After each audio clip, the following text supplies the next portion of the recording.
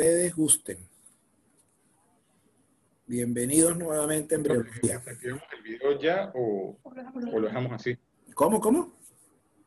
Desactivamos el video ya, o sea, porque tenemos la opción aquí de tener video, es lo mismo, ¿sí?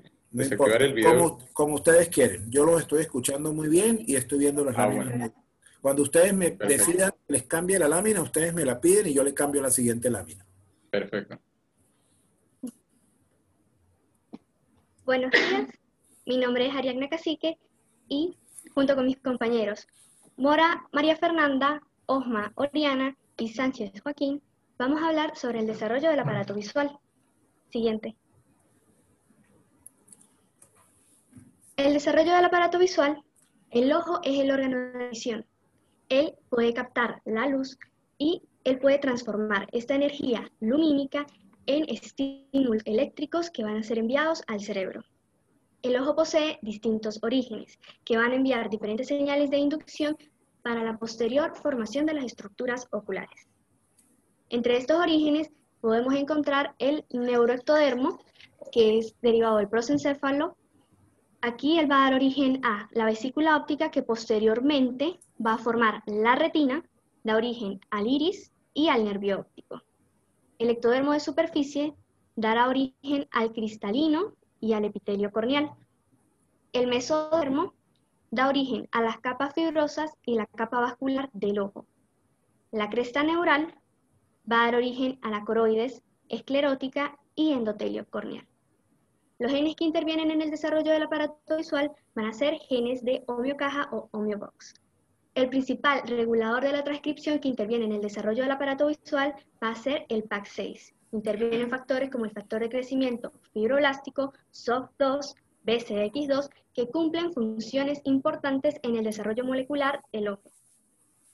El desarrollo del ojo inicia al comienzo de la cuarta semana, con la aparición de los dos campos ópticos en la placa neural. Esto es gracias a la expresión del factor de transcripción PAC6 en regiones específicas de la placa neural. Este está regulado a su vez por el factor de transcripción Sonic-Hedgehog, el cual se va a encontrar a nivel de la placa precordal. A nivel del día 22, en la porción craneal del embrión, específicamente a nivel de los pliegues neurales, aparecen los surcos ópticos. Estos surcos ópticos van a protuirse a nivel del día 24, se protuyen o se vaginan hacia el mesénquima adyacente de las células de la cresta neural del diencéfalo posterior, del metencéfalo y mesencéfalo, formando dos divertículos huecos que se denominan vesícula óptica. Esta vesícula óptica va a aumentar su tamaño, ella comparte su cavidad con el prosencéfalo y a medida que aumenta, ellas van a estrechar la cavidad del prosencéfalo, dando origen así al tallo óptico hueco. A su vez, la vesícula óptica va a entrar en contacto con el ectodermo superficial. Ellos van a generar unas señales de inducción, la vesícula genera señales de inducción como el factor de crecimiento fibroblástico y la proteína morfogénica ósea 4 y 7, hacia el ectodermo de superficie, el cual expresa el factor de transcripción PAC6. Cuando ambas estructuras entran en contacto, el ectodermo de superficie va a engrosarse, formando la placoda cristaliniana, que conforma el primordio del cristalino, a nivel del día 28. Esta placoda del cristalino va a comenzar a invaginarse, se invagina a lo largo de todo el ectodermo de superficie, formando la fosita del cristalino. Esta fosita del cristalino, sus pliegues se van a unir para formar una estructura esférica denominada copa cristaliniana o vesícula cristaliniana. Esta vesícula cristaliniana se forma a nivel del día 32. Ella va a ir perdiendo a nivel de la quinta semana la comunicación con el ectodermo de superficie. Siguiente. ¿Y esta parte de aquí no lo vas a explicar? Sí. A este nivel, la pared ventral del prosencéfalo va a evaginarse formando la vesícula óptica. Esta vesícula óptica se evagina para formar posteriormente la copa óptica. Y esto sucede a nivel del día 32.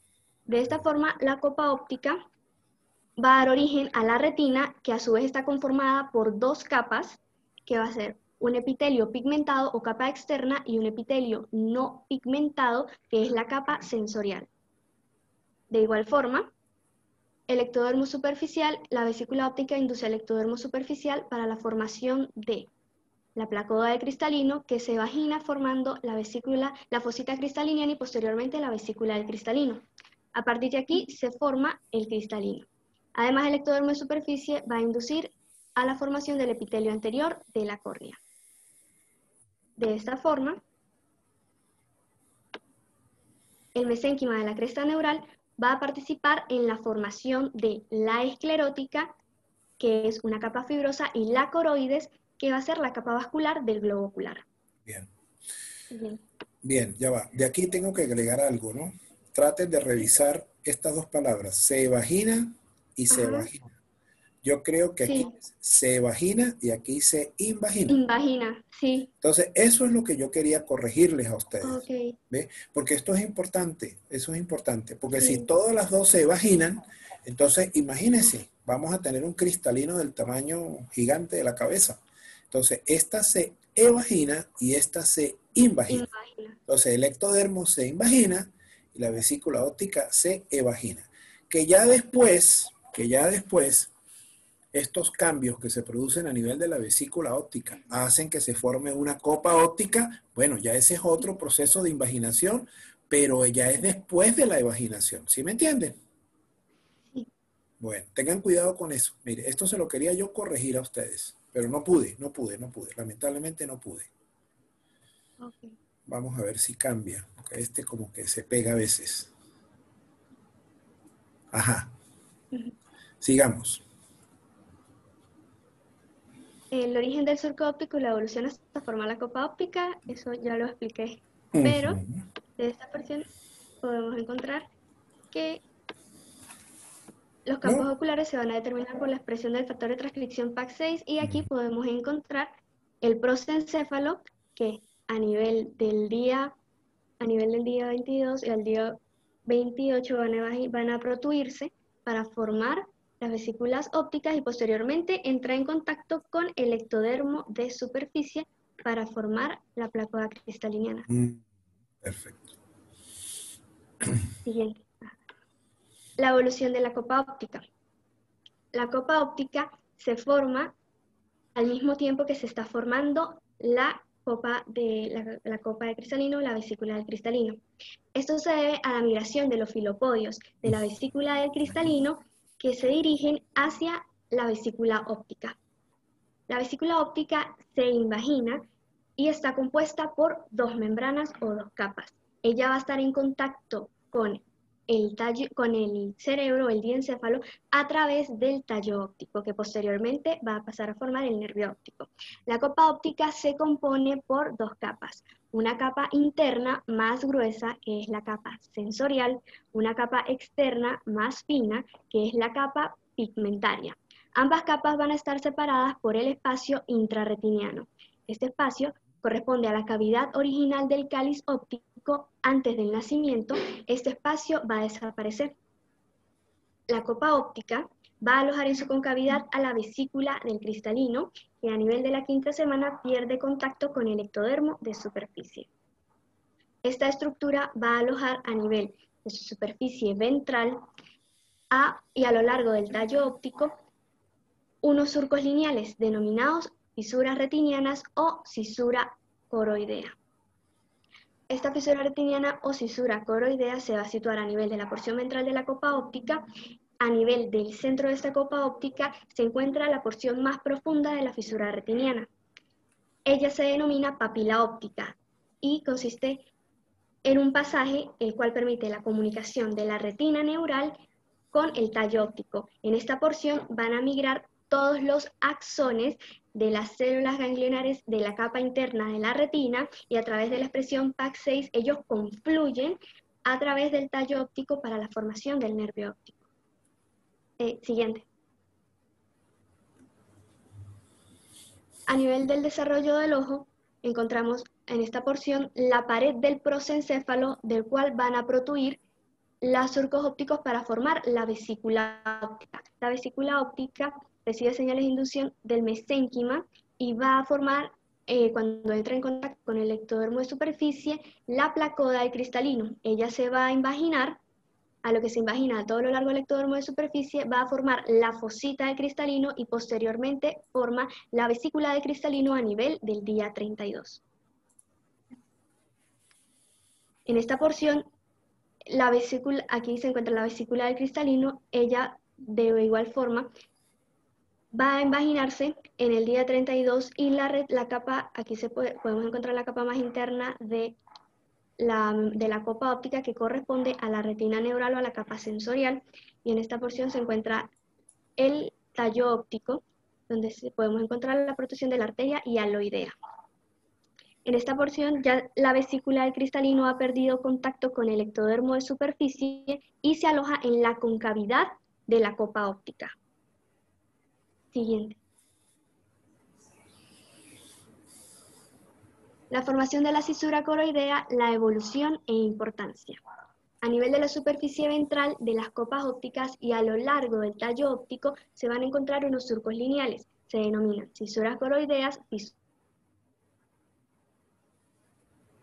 La importancia de la cisura coroidea radica en que ellos contienen un mesénquima vascular que permite la formación de los vasos sanguíneos hialoideos, con la formación de la arteria hialoidea, que es rama de la arteria oftálmica encargada de la vascularización de la capa interna de la copa óptica, la vesícula del cristalino y el mesénquima de la copa óptica.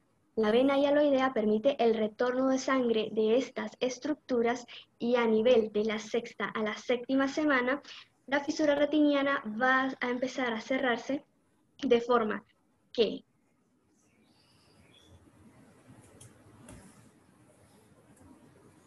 No la escucho. la porción distal de la arteria y vena hialoidea se van a degenerar, mientras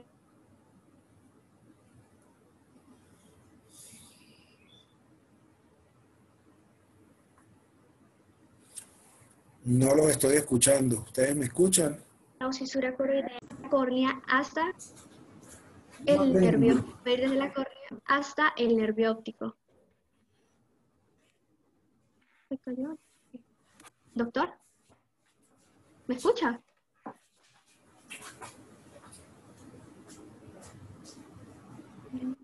¿Doctor? Doctor, disculpe. Doctor, ¿nos escucha? Internet.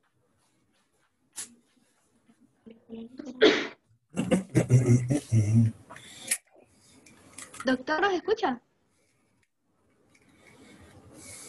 No me escucha. ¿Será que desactivó el audio? ¿Me escuchan? Buena.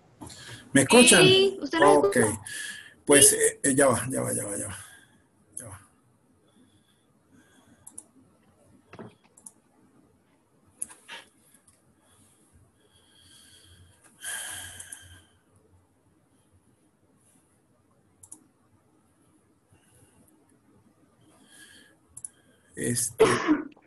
Espérense un momentico, jóvenes. Ya va. Mira. Y ahora esto no me lo acepta.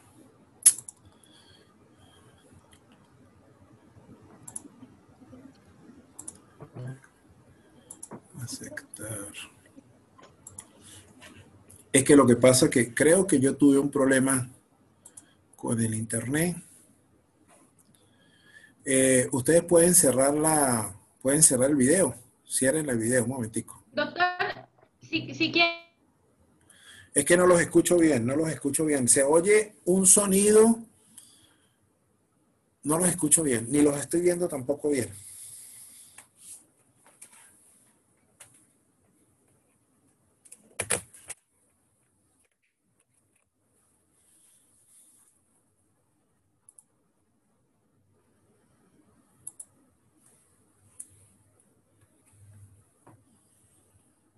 ¿Me escuchan? Sí. Ok. Cerraron la pantalla ustedes, ¿verdad? Sí, el video. Ok. Entonces esperemos un momentico ya.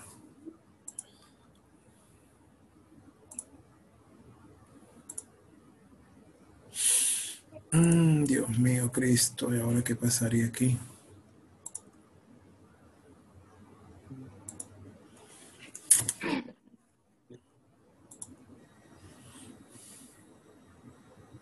Sí, aquí pasó un problema. Vamos a ver qué ocurrió aquí con esto. ¿Volvieron las láminas? Sí. Ok, perfecto. Entonces ya estamos listos por aquí. Vamos a... Ok. Nosotros creo que estábamos aquí, ¿verdad? ¿Desde qué punto no me escuchó para volverlo a repetir? Mire, estábamos hablando aquí, donde usted estaba hablando de esto precisamente. Los labios de la cisura coroidea se fusionan. Ok. Durante la séptima semana, los labios de la cisura coroidea se fusionan y la abertura de la copa óptica se va a convertir en una abertura redonda, donde va a formar la futura pupila. Si este proceso no se realiza o no se cierra a nivel de la séptima semana, se puede producir una anomalía denominada coloboma. La coloboma se da por una abertura localizada que puede afectar desde la córnea hasta el nervio óptico. De igual forma, ella puede afectar al párpado, pero genera un mecanismo distinto. En el coloboma también podemos encontrar el coloboma retino-coroideo, que se basa en una abertura localizada en la retina. Este puede ser uni o bilateral y puede ser heredado por herencia autosómica dominante. En el coloboma del iris podemos encontrar una falla a nivel de la porción inferior del iris o a nivel del borde pupilar, donde se genera el conocido ojo de cerradura. Este se puede generar por una herencia autosómica dominante, por un factor ambiental, y puede afectar no solo al iris, sino que también puede afectar al cuerpo ciliar y a la retina. En esta porción podemos encontrar la copa óptica a través del dibujo del epitelio pigmentario de la copa óptica, donde posteriormente va a encontrarse en la capa interna la retina neural, el espacio intrarretiniano y la arteria hialoidea, que va a través de la fisura retiniana y va a pasar por la copa óptica y el tallo óptico. Cuando se degenera la porción distal de la arteria hialoidea, va a quedar el canal hialoideo. En este nivel del tallo óptico, se encuentra la capa externa, la capa interna. Podemos encontrar aquí la porción de la fisura coroidea por donde pasa la arteria hialoidea. Cuando los axones de las fibras nerviosas de las células ganglionares pasan a través de la papila óptica para llegar al tallo óptico, la capa interna y la capa externa se fusionan por la gran cantidad de fibras nerviosas que atraviesa la porción interna recubierta por neuroglía. Entre otras anomalías podemos encontrar la microftalmia, que se da por representa un grupo heterogéneo de defectos oculares.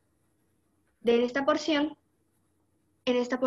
la microftalmia va a originar un ojo de tamaño pequeño que está asociado con otras anomalías como la trisomía 13 o la hendidura facial. También puede presentarse un ojo rudimentario de aspecto normal y la porción de la cara que se vio afectada suele tener un desarrollo insuficiente. De igual forma se presenta una órbita pequeña. En la microftalmia, el desarrollo del ojo se detiene antes o inmediatamente después de la vesícula óptica, formando así un ojo de tamaño pequeño que presenta ciertas anomalías oculares, ya que no se va a formar el cristalino. Si se detiene el desarrollo del aparato visual a nivel de la sexta semana antes de que culmine el cierre de la fisura retiniana, se va a originar un ojo de un tamaño un poco mayor, pero que presenta unas alteraciones oculares macroscópicas. De igual forma, si se detiene el desarrollo del ojo a nivel de la octava semana en el principio del periodo fetal, podemos encontrar un ojo de tamaño un poco más grande, sin embargo está relacionado con alteraciones oculares. La microftalmia puede transmitirse por herencia autosómica dominante recesiva o ligada al cromosoma X, y también por agentes infecciosos como el Toxoplasma gondii, el virus del herpes simple y el virus de la rubiola. Gracias.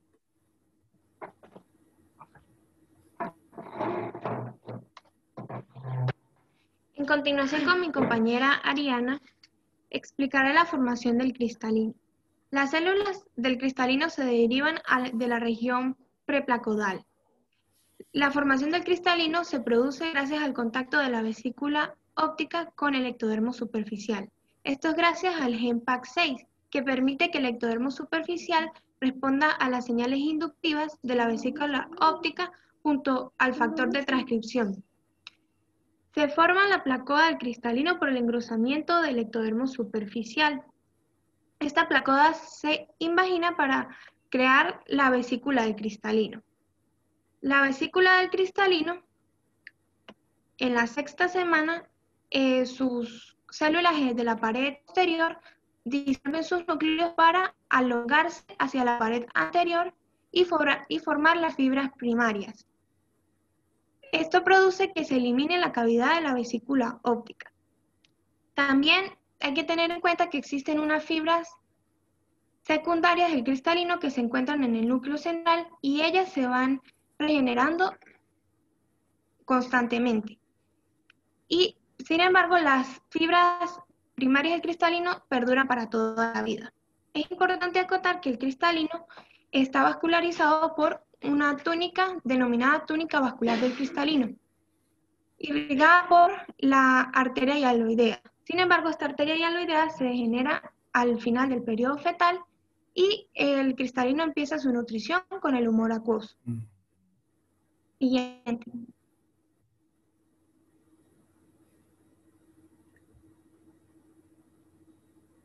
¿Me escuchan? Doctor. Sí. Ajá.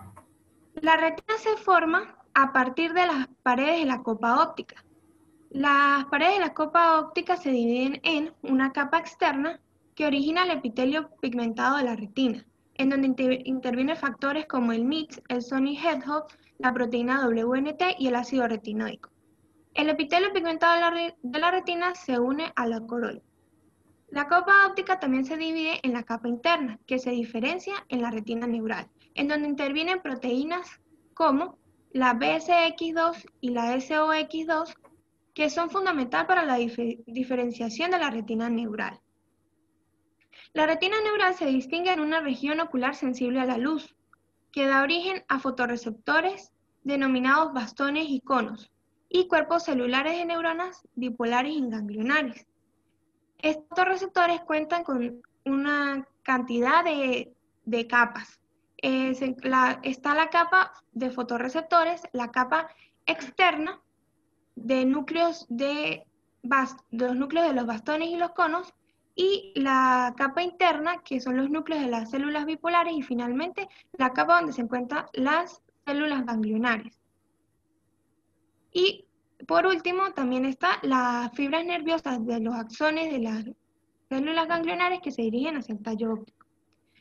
Se dice que la retina neural queda invertida, porque al la vesícula invaginarse se invierte la retina óptica. Siguiente.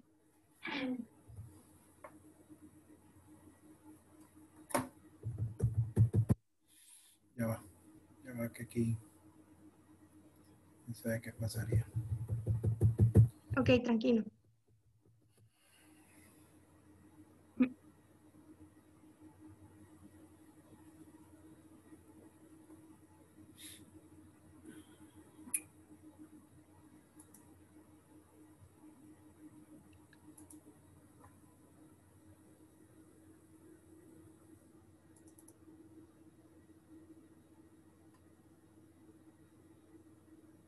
Ya puedo verla otra vez. Sí, aquí, ¿verdad? No, ajá, la anterior. Ok. Ya. Durante la... Ya va ¿Ya? porque no cambió. Ah, Ya. En esta. ¿Sí? Porque estábamos aquí, sí, en ¿verdad? esta. Entonces nos toca esta. Ajá. Sí, señor. Ajá. Durante la formación de la retina, los axones como anteriormente dije, las axones de las células ganglionares se dirigen hacia el tallo óptico. ¿Sí? Estas células, a la 7ª semana de desarrollo, la cisura coroidea se cierra y aparece un túnel estrecho en el tallo óptico. Las fibras nerviosas aumentan su tamaño o su número y produce que la capa interna se fusione con la capa externa. También debemos tener en cuenta que dentro del tallo óptico se encuentra la arteria y vena hialoidea. Al fusionarse estas dos capas se produce el nervio óptico. Siguiente.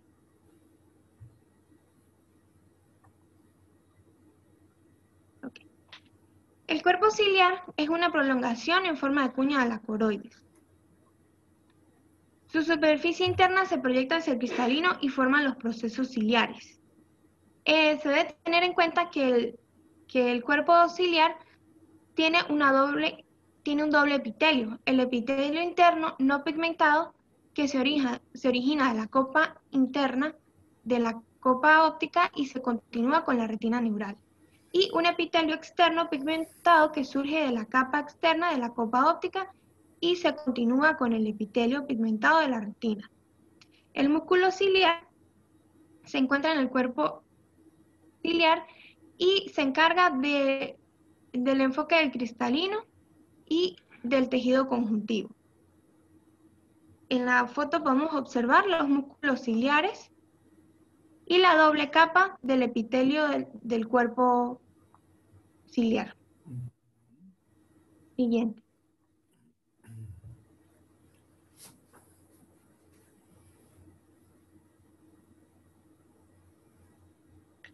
El iris es un disco que tiene una perforación en el centro y se desarrolla a la parte anterior o del borde de la copa óptica. Crece hacia dentro y cubre una parte o un poco de la copa del cristalino. El epitelio del iris se continúa con el epitelio del cuerpo ciliar. Y la estructura del tejido conjuntivo deriva de las células de la cresta neural y los músculos dilatadores y esfínter de la pupila derivan del neuroectodermo de la copa óptica. El color del iris se encuentra o se forma con el bebé recién nacido. Esto se produce por la concentración y distribución de cromatóforos en el tejido conjuntivo laxo vascular determinado el color del ojo. Si el pigmento de la melanina se limita en el epitelio pigmentado de la superficie posterior del iris, el ojo se ve azul. Y si la melanina se distribuye en todo el estroma del iris, el ojo se toma color pardo. Es importante acotar que el bebé recién nacido tiene el iris de color azulado, sin embargo, a los 3 meses cambia el color o se define el color del iris. Siguiente. Ya va. También intervienen en el color del iris unos genes, ¿verdad? Unos genes que se los voy a descifrar. Es el EYCL1, 2 y 3, el SLC24A4 y el TIR.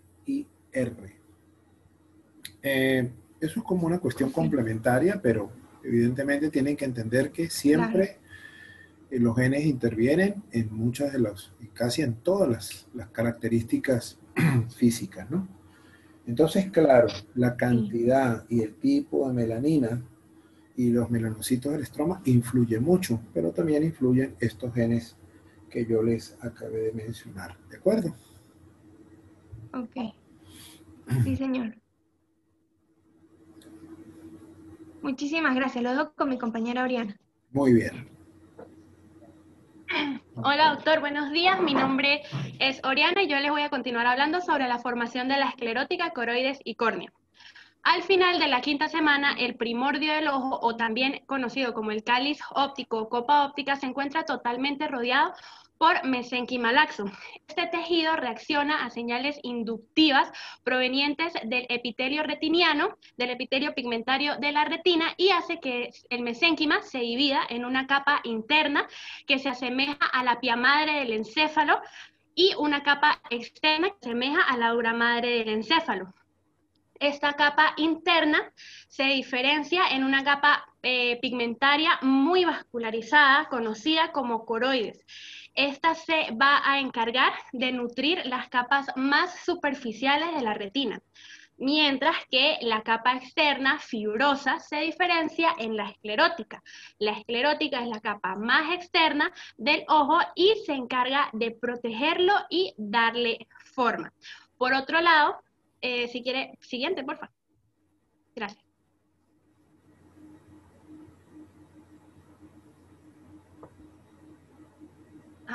Por otro lado, tenemos la formación de la córnea. La córnea es la capa más externa de lo que es el polo anterior del ojo.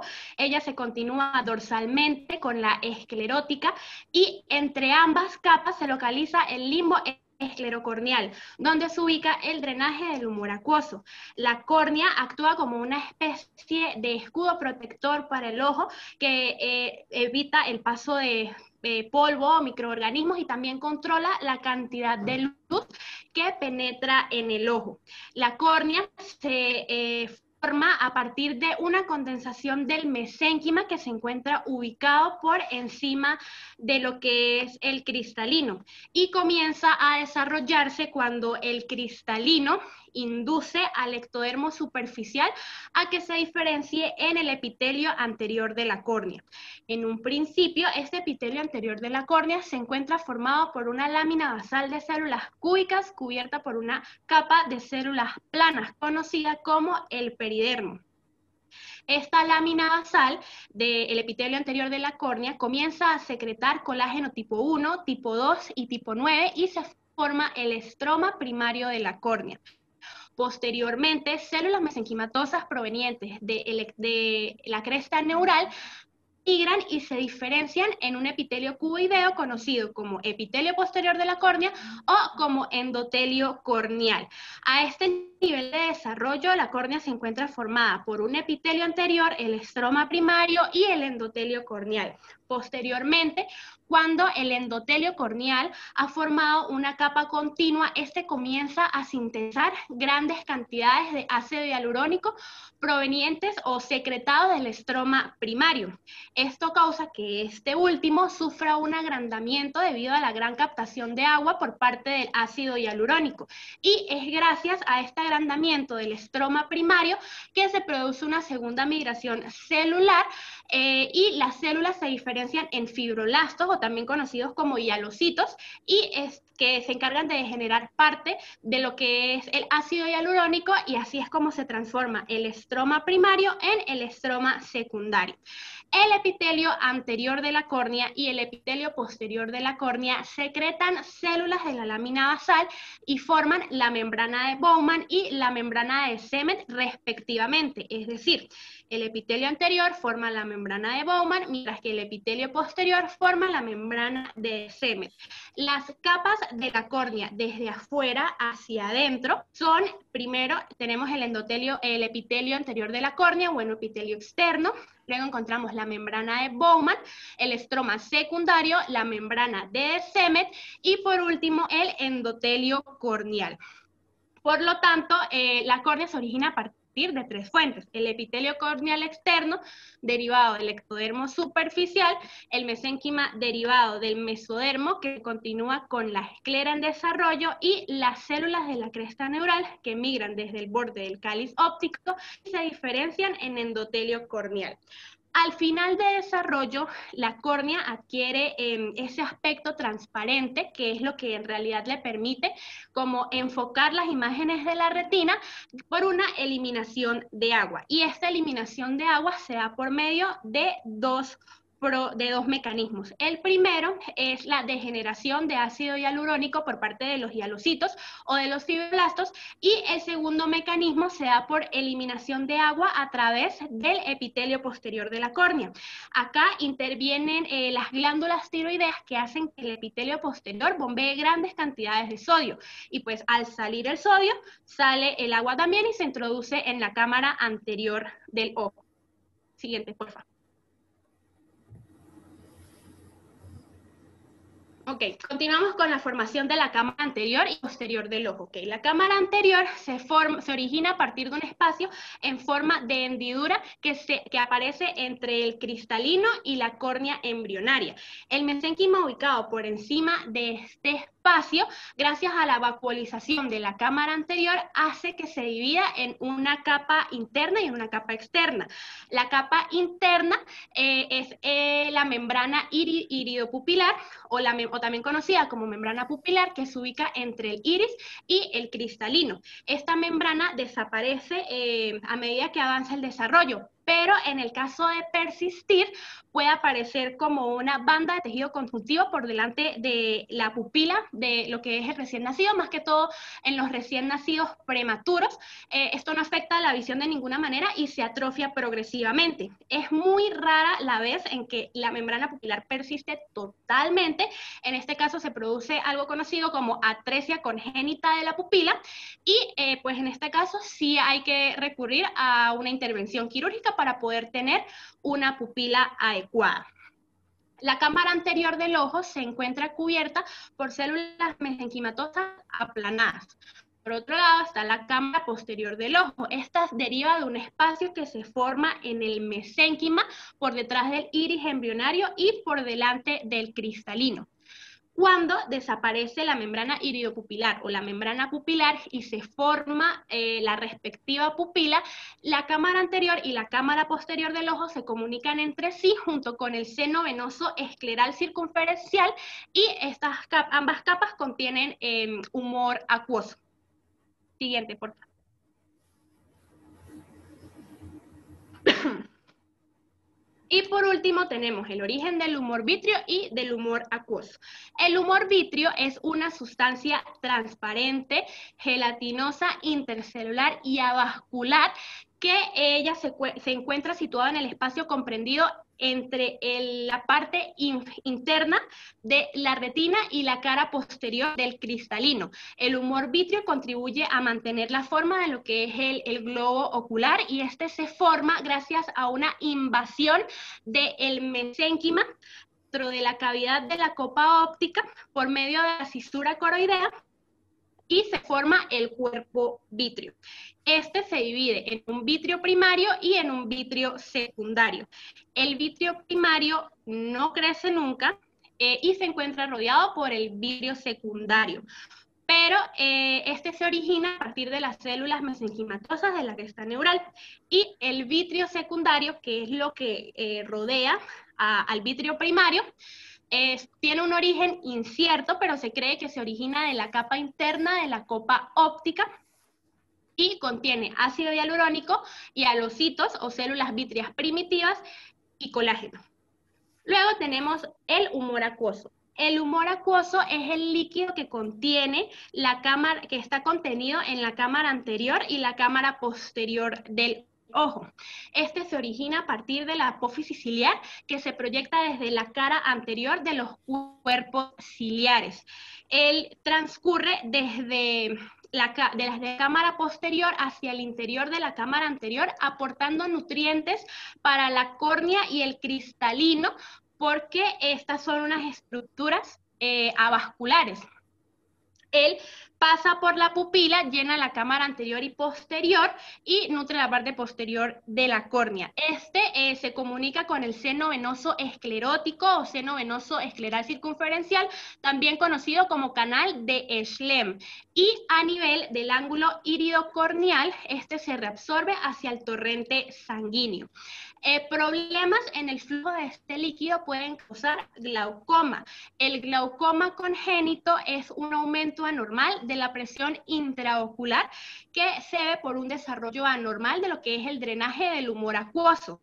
Este aumento de la presión intraocular se da porque hay un desequilibrio entre la producción y el drenaje de este líquido.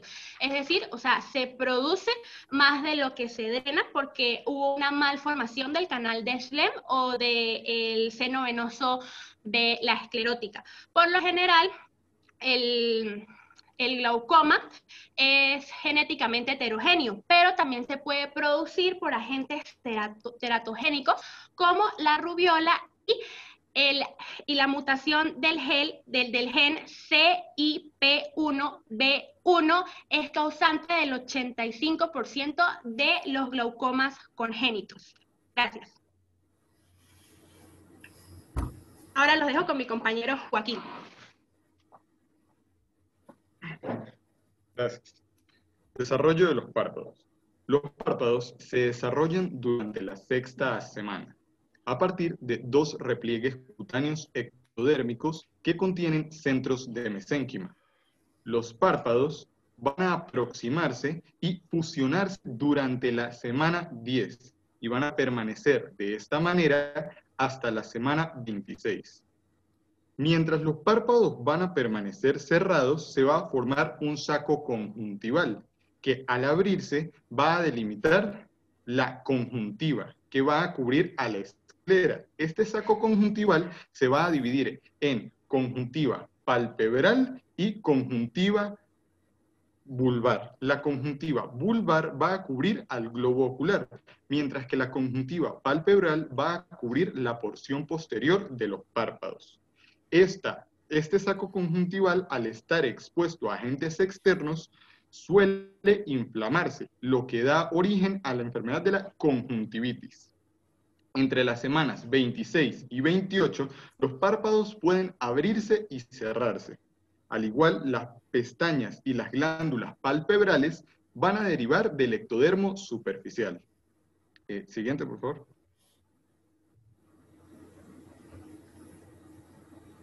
Desarrollo de las glándulas lagrimales. Las glándulas lagrimales se van a desarrollar a partir de una interacción entre el epitelio y el mesénquima de la conjuntiva palpebral en desarrollo. Se van a formar corpúsculos, los cuales se ramifican y canalizan para formar los conductos y alvéolos de las glándulas. Al nacimiento, las glándulas lagrimales son pequeñas y no operan hasta las 6 semanas. En consecuencia, el recién nacido no lagrimea. ¿Y esto cómo sucede? El mesénquima, cuyo origen es la cresta neural, va a expresar el factor de crecimiento fibroblástico 10. Este va a inducir al epitelio de la conjuntiva, cuyo origen es el ectodermo superficial, a que exprese PAX6. Y así, por proliferación del epitelio, se van a formar los adenómeros y los conductos de las glándulas lagrimales. Como podemos ver en el gráfico, comienza con un engrosamiento del epitelio de la conjuntiva gracias al factor de crecimiento fibroblástico 10. El epitelio de la conjuntiva va a expresar PAX6, por lo cual va a surgir una brotación de la glándula lagrimal. Luego va a iniciarse la ramificación y la canalización, para terminar en un desarrollo de una glándula madura con una estructura multilobular. Siguiente. Ahí les mandé una diapositiva para que ustedes vean qué pasa cuando una glándula lagrimal se inflama. Yo creo que ya la recibió. No lo ha recibido la compañera. Eso se llama chalacio.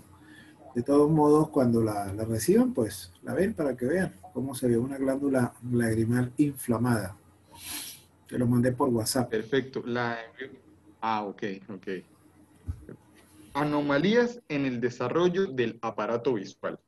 Debido a la complejidad en el desarrollo de los ojos, pueden ocurrir varias anomalías congénitas. Aunque la mayor parte de ellas son raras, el tipo y la gravedad de las malformaciones va a depender de la etapa embrionaria en la cual se detiene o se altera el desarrollo. Alteraciones oculares, anoftalmia y microftalmia. La anoftalmia es la ausencia del ojo, mientras que la microftalmia es la presencia de un pequeño ojo en la órbita. En la anoftalmia podemos observar que hay un desarrollo de los párpados, pero también podemos observar que hay una falta de desarrollo en las órbitas oculares. La anoftalmia en tejidos histológicos suele detectarse lo que es el tejido ocular, algunas pruebas. La anoftalmia suele estar relacionada con otros tipos de malformaciones como malformaciones cráneocerebrales graves. En la anoftalmia avanzada en la anoftalmia se divide en anoftalmia primaria y anoftalmia secundaria. En la anoftalmia primaria podemos ver que se suspende el desarrollo ocular a partir del inicio de la 4ª semana, y esto se debe a una insuficiente formación del desarrollo de la vesícula óptica, mientras que en la anoftalmia secundaria se suprime completamente el desarrollo del prosencéfalo. La falta de globos oculares es una de varias malformaciones que puede ser resultante de esta anoftalmia. Microftalmia. La microftalmia puede ser un ojo de aspecto normal con un ojo de aspecto normal con tamaño miniatura, o puede ser un ojo de aspecto muy pequeño con anomalías oculares máximas. La microftalmia suele estar relacionada con hendidura facial y trisomía en el cromosoma 13. Como vemos en la etiología, las alteraciones cromosómicas están en trisomía 13 y 18, al igual como las mutaciones de un gen como el SOC2, PAX6, OTX, CHX10 y RAX. También existen factores ambientales como infecciones estacionales, solventes y fármacos. Siguiente. Alteraciones del iris. Coloboma del iris es cuando falta una porción del iris y se observa un orificio, muesca o fisura que va desde la pupila hasta el borde del iris. Este puede afectar solamente al iris y extenderse al cuerpo ciliar, coroides, retina y nervio óptico. Este se produce por una falta de cierre en la cisura coroidea en la 7ª semana. Este coloboma no va a afectar a la visión. Heterocromía. La heterocromía es una alteración en la pigmentación iridiana, de manera que el iris de cada ojo es diferente cada color. En los humanos es una afección muy rara, resulta más común en los gatos y perros. Es benigna y no hay otros defectos asociados. En menor frecuencia es una anomalía congénita, asociada a síndromes como el de Sturge, Weber, Vanderburg y Parry-Romberg. Siguiente.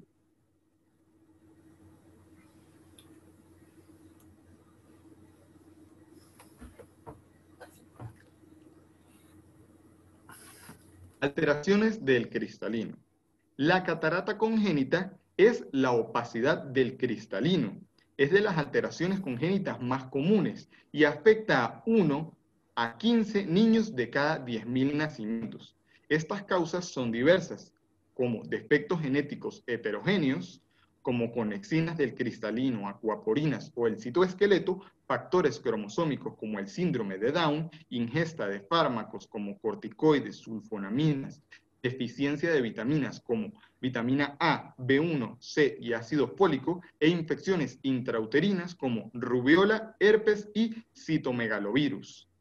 Las infecciones intrauterinas como la rubiola y el herpes suelen atravesar la membrana placentaria durante el periodo embrionario tardío y durante el periodo fetal temprano. La afaquia es la ausencia del cristalino.